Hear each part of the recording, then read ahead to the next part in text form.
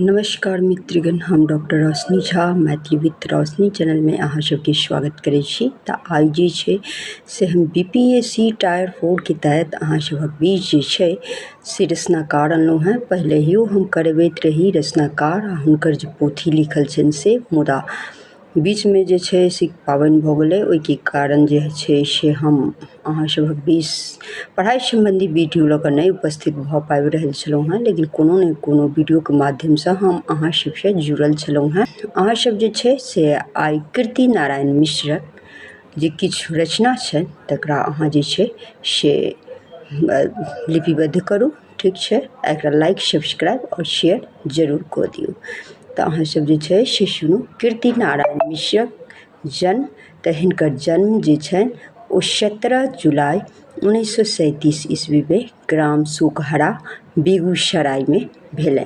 कीर्ति हिनकर छियनि सीमंत 1967 महानगर हम स्तुवन नहीं लिखब 1979 ध्वस्त होइत ई शांति स्तूप आदमी के जोहैत 2004 कथा संग्रह हिनकर छनि। आलोचना कालकोठरी संपादन केने छथिन। आधुनिक मैथिली साहित्य के राजकमलक जीवन आ साहित्य आखर संच स्मरण हिनकर छनि। मेरी विदेश यात्रा अमेरिका, मेरी विदेश यात्रा इंग्लैंड, मेरी विदेश यात्रा सिंगापुर 1997 ईस्वी में ध्वस्त होइत ई शांति स्तूप जे कि हिनकर कविता संग्रह छनि, ताहि पर भारतक सर्वोच्च पुरस्कार से हिनका सम्मानित कयल गेल छलनि हैं। तऽ ठीक छै, अहाँ सब जे एते बात जे छै से बुझि लेलियै, तऽ अहाँ सब जे छै से लगातार प्रयास करू।